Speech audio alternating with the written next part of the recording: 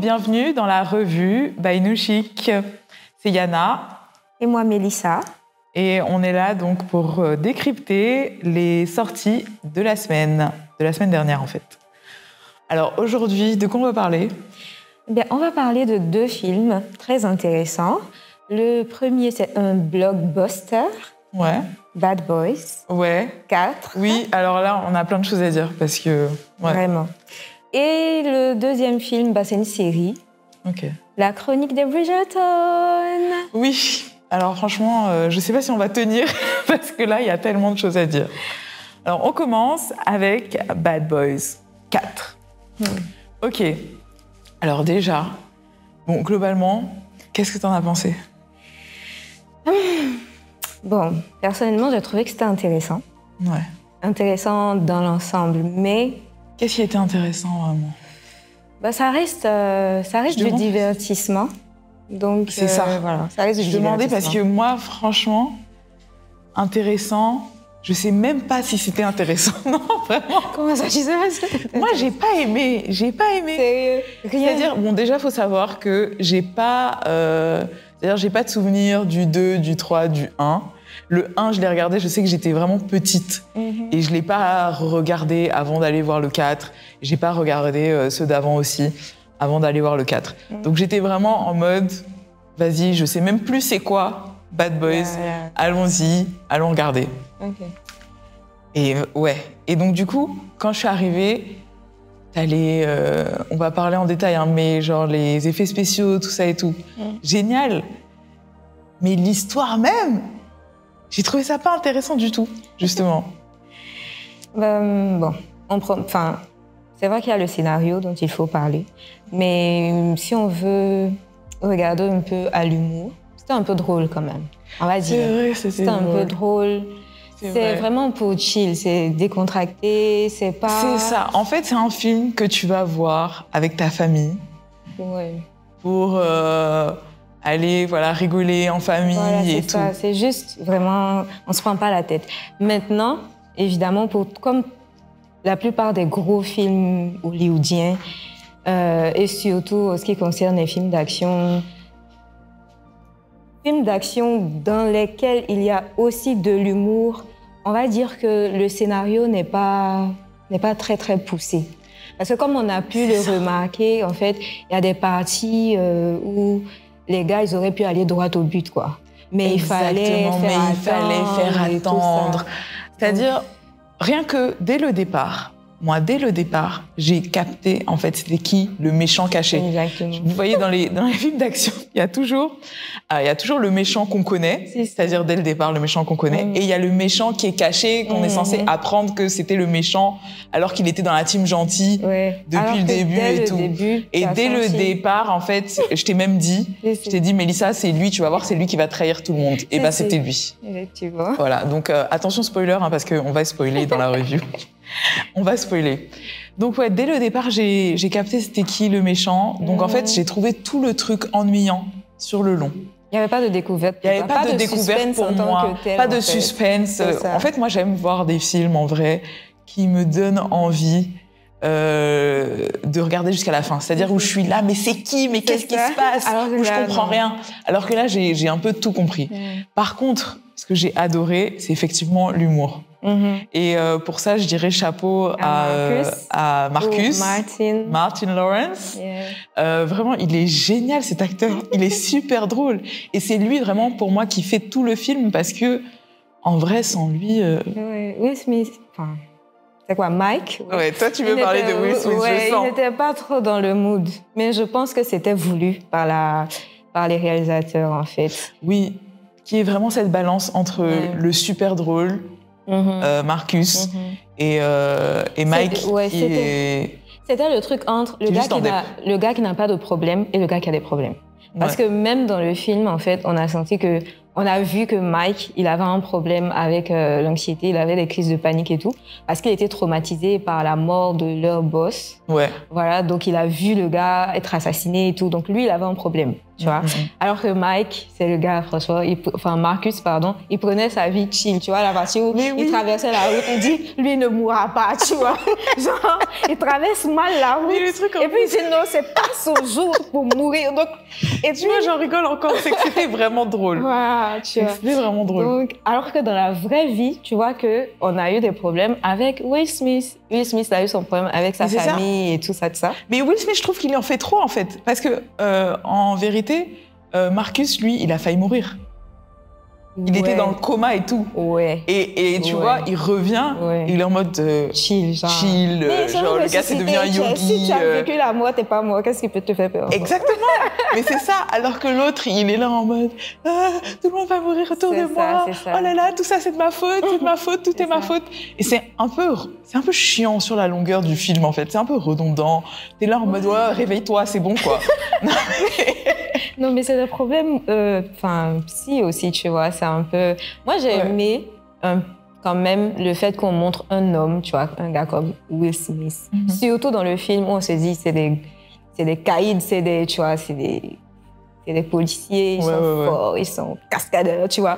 Et puis, tu vois un gars comme ça qui est censé être fort mentalement, mais qui est en train de piquer des crises qui est vraiment dans le mal, en fait. En fait, c'est ça. Il est vraiment dans le mal. Et peut-être que c'est le fait que je m'attendais pas à voir ça dans un film, dans un blockbuster. Donc peut-être c'est bien, en fait, t'as raison. Peut-être que c'est positif, en fait, parce que tu t'attends pas dans un blockbuster d'action de voir le personnage principal être vraiment fragile. Voilà. C'est ça. C'est ça. Et puis, comme ces temps-ci, il y a beaucoup de... comme on dit, on mobilise, on vulgarise beaucoup la santé mentale, etc. Pour dire aussi que les hommes aussi peuvent être sujets à ça. Je pense que c'est bien. Il y a eu ce côté un peu de... comme je vais dire, vulgarisation et tout ça. Mais je pense qu'ils ont vraiment fait le parallèle avec sa vraie vie.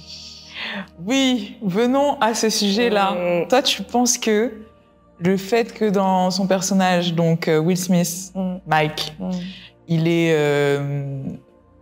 fragile et tout, c'est par rapport à ce qui se passe dans sa vie en ce moment? Oui, je pense. Parce que apparition, je sais pas si c'est sa première réapparition à l'écran après ce qui s'est passé avec... oui, c'est son premier film, je crois, depuis... Oui, tu vois. Jada et tout. Il fallait quand même faire le parallèle pour dire au public, le gars, il se sentait pas bien, faut le comprendre. C'est ça va pas bien dans ma vie, c'est pour ça que j'ai crié sur le gars et que je l'ai giflé. Exactement, tu vois.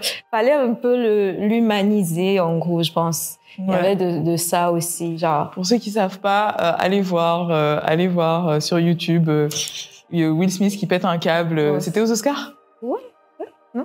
Aux Oscars, je crois, où il pète un câble sur l'humoriste, j'ai oublié comment il s'appelle, un humoriste noir américain qui est allé faire une blague sur Jada, en fait. Et le gars, il pète un câble, il dit keep my wife's name out of your mouth et tout. Et après, il va frapper le gars. Donc, on est aux Oscars et tout, ça a fait un scandale. Et après, donc, son premier film après ce scandale-là, il apparaît super fragile, il apparaît pas bien dans sa tête, il fait des crises de panique et tout. Donc, petit parallèle. Il y a eu trop de scandales avec sa femme, Jada, sa famille. C'était vraiment un peu bizarre. Et le film aussi tournait autour d'un problème de famille. Oui, il avait une famille toxique. En même temps, quand tu regardes son fils. Et j'avais l'impression que son fils dans le film, le fils de Will Smith, c'était un peu son fils dans la vraie vie. Parce que Will Smith a un fils qu'il n'a pas avec Jada. Tu vois, son premier fils. Oui. Voilà. Et il ressemblait beaucoup, je trouve, physiquement, en fait. Il ressemblait beaucoup à l'acteur.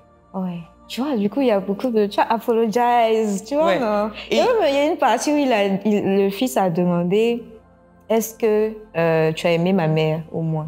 Ouais, mais c'est ça, tu vois. Et j'ai trouvé ça grave pareil que dans la vraie vie. Parce qu'il demande, est-ce que t'as aimé ma mère? Et aussi, c'est là, mais bien sûr. Et je pense que il y avait une intention de réalisation dans tout ça. C'était plus juste le Bad Boys, le film peut-être, qu'on a connu, juste familial. Oui, en fait, c'était plus le Bad Boys un peu plat. C'était un Bad Boys profond. Oui, avec un message et tout. Donc, à première vue, t'aimes pas trop, je pense, comme moi. Et après, au final, comme toi, tu commences à kiffer un peu. Tu comprends le message subliminal. Tu comprends le message subliminal. Mais j'ai vraiment adoré Martin Lawrence. C'est-à-dire que ce gars-là, je sais pas, hein, mais il fait rire. Il nous fait rire depuis qu'on a 9 ans. Il nous fait toujours rire aujourd'hui. Le gars, il va avoir 70 ans, il va faire rire les gens. Voilà quoi. Faut vraiment aller voir le film aussi pour lui. Et son fils, Marcus dans le film, c'est mon personnage préféré. C'est mon personnage préféré. C'est-à-dire, il parle pas de tout le film, je crois qu'il dit peut-être une phrase. Même pas. Oui, genre, il dit « Ok, capitaine », un truc comme ça. Mais de tout le film, je pense que c'est son fils que j'adore.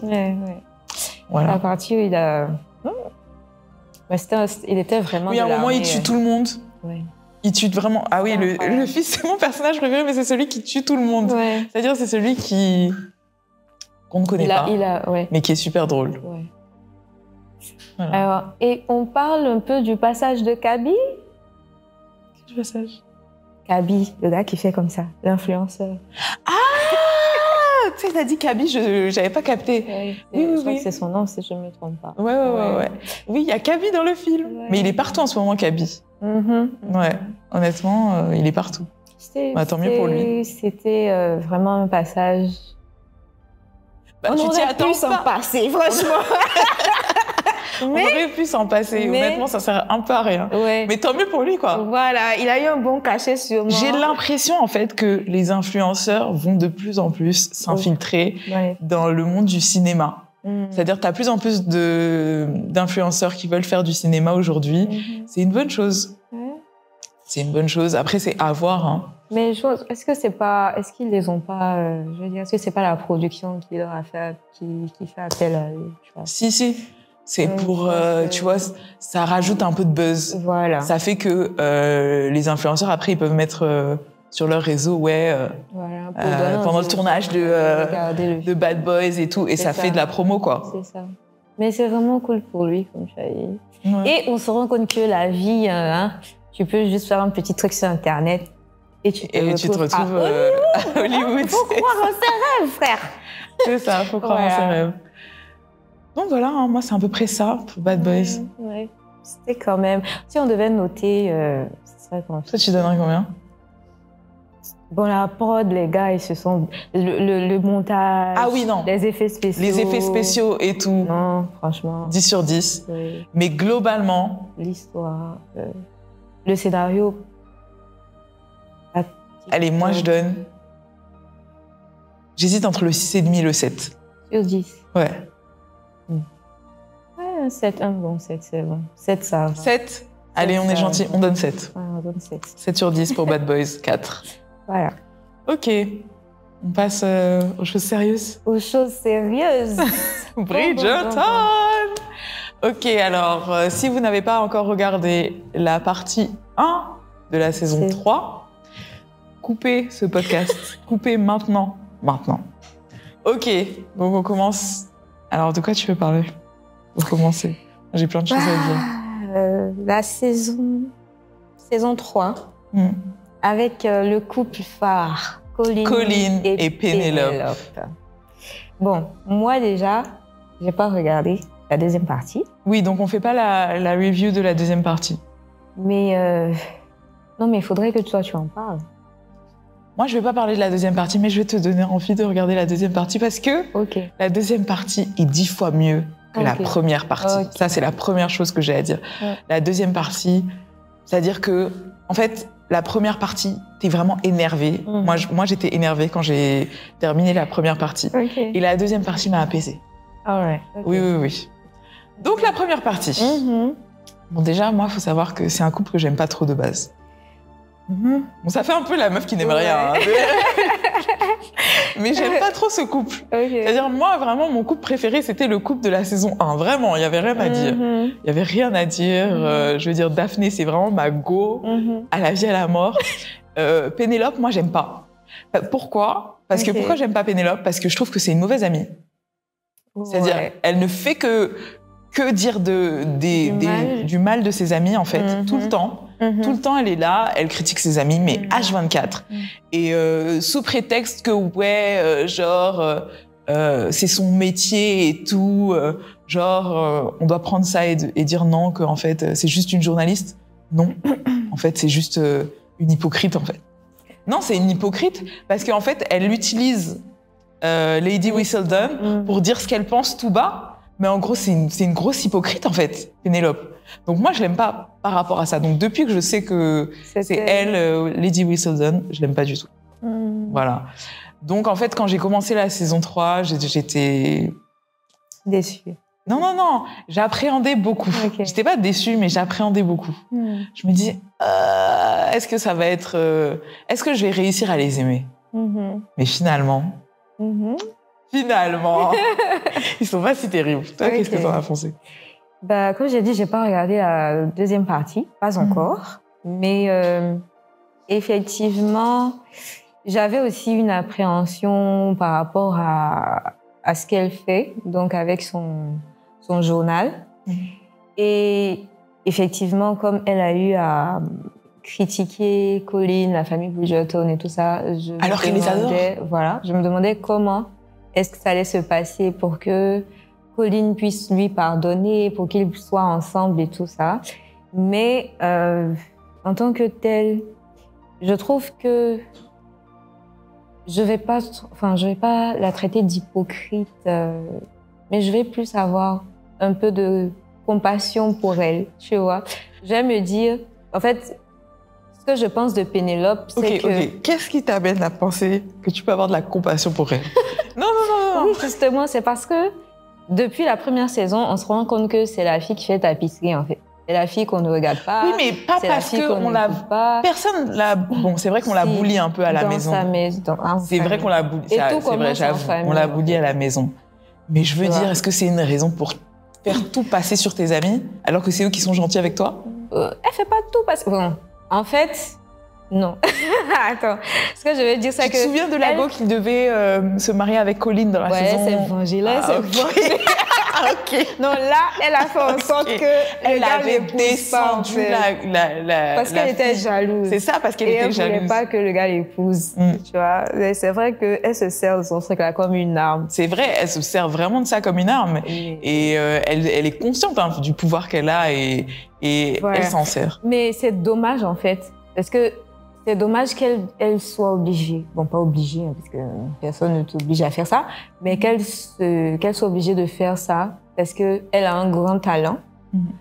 Personne ne la remarque. Donc dans l'ombre, elle fait quelque chose qui lui donne envie de vivre en gros. Mais je pense qu'elle est dans un engrenage parce que si tu commences à faire un peu de people sur les gens, même quand ça va toucher à une famille que tu adores, tu es obligé de faire ça. Tu vois que dans la deuxième partie, même elle a dû mal parler d'elle. Parce que, voilà, avec ce qui s'est passé, bah oui, pour se couvrir, en fait, c'est vrai qu'elle est obligée de parler de tout le monde. De tout le monde. Elle peut pas juste... Elle peut pas sélectionner, sinon on va savoir que c'est elle. Voilà. Et son but à la base, c'est qu'on sache pas. Du coup, oui, moi, je trouve que c'est un message. Je trouve toujours des messages, tu vois, derrière les trucs.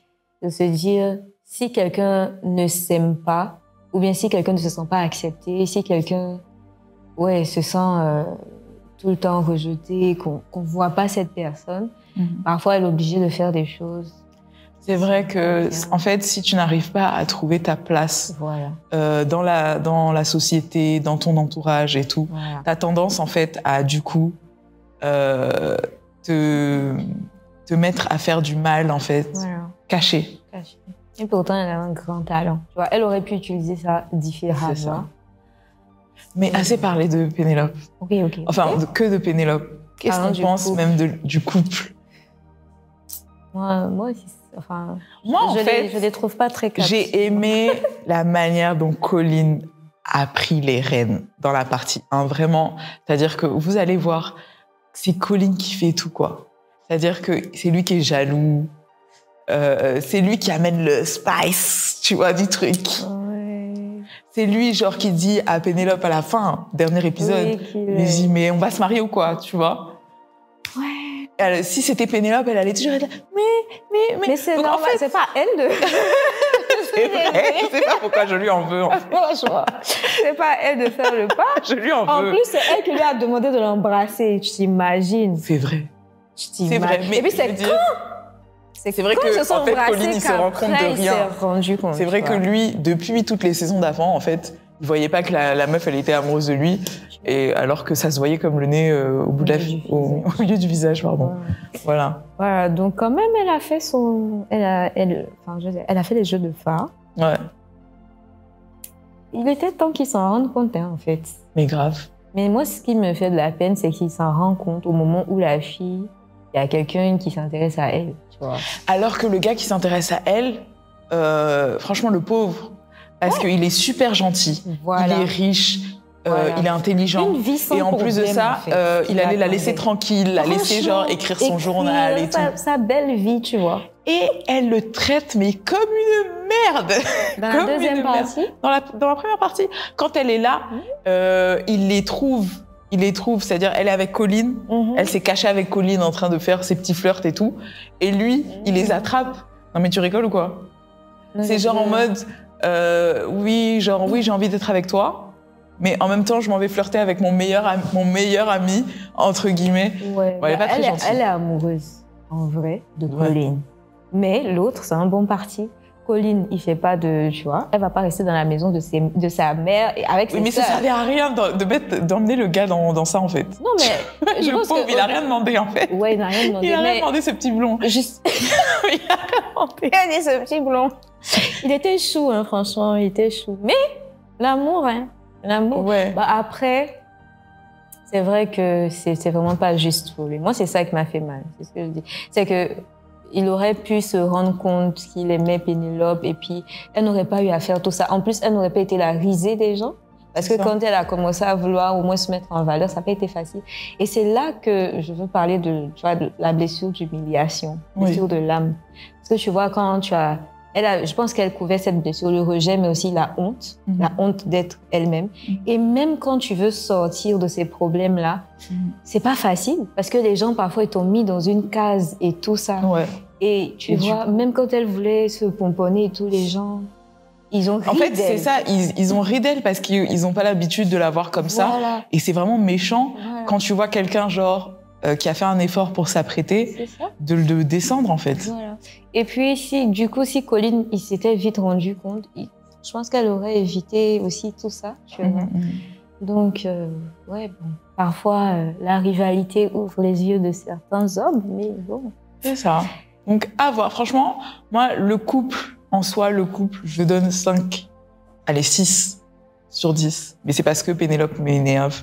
Mais toi, je sais que tu donnerais au couple un 8, je sais. Non, il faut que je regarde la partie 2. Sinon, pour le moment, là, franchement... Moi, c'est Colin qui m'énerve, en fait. Toi, c'est Pénélope, moi, c'est Colin. Ok. Oui, c'est lui qui m'énerve. Moi, j'adore Colin, mais maintenant, je veux qu'on parle de... Moi, il m'énerve. En fait, il faut que je le dise. Attends. Ok, vas-y. Attends, avant ça. Moi, mon couple préféré, en fait, dans la saison 3, c'est l'autre Bridgerton et son gars qui est super timide. Oui. Comment elle s'appelle déjà? Francesca. Voilà. Alors, Francesca Bridgerton, moi, c'est ma préférée. Je l'aime vraiment beaucoup parce qu'en fait, elle apporte beaucoup de calme, en fait, à tout ça. Ouais. Et elle est là et elle dit à sa mère, en fait, mais moi, j'ai pas besoin d'un amour, en fait... rocambolesque, dramatique et tout ça. Moi, je veux juste quelque chose de calme et que je puisse me barrer enfin de cette maison toxique. Ouais, tu vois ce que je veux dire? Et elle dit grave la vérité. Ouais. Et moi, je me reconnais beaucoup en Francesca. J'aime beaucoup Francesca parce que elle est là en mode mais laissez-moi quoi. Ouais. Laissez-moi vous et tous vos dramas, c'est-à-dire un coup tu aimes lui, un coup t'aimes l'autre et tout. Et elle veut pas de ça en fait. Et moi, j'adore ça. C'est vrai, j'ai aussi aimé sa personnalité. Ils ont vraiment décalé avec tout. C'est-à-dire que habituellement, on voit des gars tout plein. L'amour, c'était vraiment passionnel avec les autres couples, mais là, vraiment, comme tu dis, c'est calme. Et c'est deux personnalités différentes. Là, on met des introvertis en valeur, en fait. C'est ça. Dans un couple. On se dit, 2 introvertis peuvent être en couple. Et il n'y a jamais ça dans les films ou les séries d'amour. Il n'y a jamais ce couple introverti, calme, qui n'a pas vraiment d'histoire et tout. Très souvent, c'est soit les opposés. où c'est 2 extravertis ou un introverti. Ouais, c'est souvent un introverti, un extraverti ou 2 introvertis, mais il n'y a jamais 2 introvertis. C'est ça. Du coup, j'ai vraiment aimé. Et j'ai aimé aussi le fait qu'elle sache ce qu'elle veut. Peut-être qu'elle ne savait pas l'exprimer, mais elle savait ce qu'elle voulait. Parce que lorsqu'elle a rencontré l'autre prétendant, là, j'ai oublié son nom. Ouais. En gros, l'autre. Oui, celui qu'elle va jeter. Voilà. Il était plus... lui, il aimait vraiment... Il était extraverti. Ouais. Il en faisait trop. Il a dit, oui, il veut autant d'enfants, alors qu'elle ne voulait pas autant d'enfants. Il a dit qu'il voulait 8 enfants, un truc comme ça. Elle ne voulait pas du tout. En fait, alors que elle, le fait de vivre dans une famille nombreuse, c'était bien, mais ce n'était pas bon pour elle. Et elle savait qu'elle ne pouvait pas vivre ça dans son futur foyer. Et elle le savait. Elle était au clair avec ça. Donc, il faut savoir ce qu'on veut dans les relations, c'est bien. Ouais, il faut savoir ce qu'on veut, en fait. Comme Francesca, on vous conseille d'être comme Francesca Bridgerton. Voilà. Vraiment. Non, mais en gros, c'est ça. Hein. Du coup, dans la partie 2 Du coup, dans la partie 2. Du coup, pourquoi tu dois regarder la partie 2 Parce que tu vas être satisfaite de beaucoup de choses par rapport à Pénélope. Moi, dans la partie 2, alors que j'étais énervée contre Pénélope, je me suis réconciliée avec Pénélope. Et en fait, j'ai même pleuré. Ouais, j'ai pleuré à la fin. Parce que tu vois vraiment plus la vulnérabilité de Pénélope. Et surtout, j'ai pleuré par rapport à sa relation avec sa mère. Et c'est pour ça vraiment que tu dois regarder la partie 2. Parce que je te jure qu'à la fin de la partie 2, tu aimes sa maman. Tu comprends sa mère. Tu comprends pourquoi elle a fait tout ce qu'elle a fait depuis toutes ces saisons. Tu la comprends grave, en fait. Parce que la dame, elle a eu plein de problèmes quand même dans sa vie. Et tout ce qu'elle a fait, ça a toujours été pour ses filles. Et au final, tu le vois vraiment dans la partie 2. On met vraiment en valeur la relation de Pénélope et de sa famille. Pas qu'avec sa mère, même avec ses sœurs. Tu vas voir que tout va se dénouer. Donc, c'est vraiment la partie 2. Tu dois absolument la regarder. Limite, la partie 1, elle est nulle par rapport à la partie 2. Donc, voilà. Tu as bien vendu. Merci. Tu as bien vendu. J'ai envie d'aller regarder, du coup. Ok, bah regarde. Voilà, donc je pense qu'on a fait le tour. Hein. Oui. On vous conseille d'aller voir Bridgerton. Bad Boys aussi, en famille ou avec des amis. Voilà, c'était la revue de cette semaine. Et puis, dites-nous aussi ce que vous en pensez. Hein, ou voilà, dites-nous dans les commentaires ce que vous avez pensé. Regardez le film. Les films. Voilà. Voilà. Bye bye.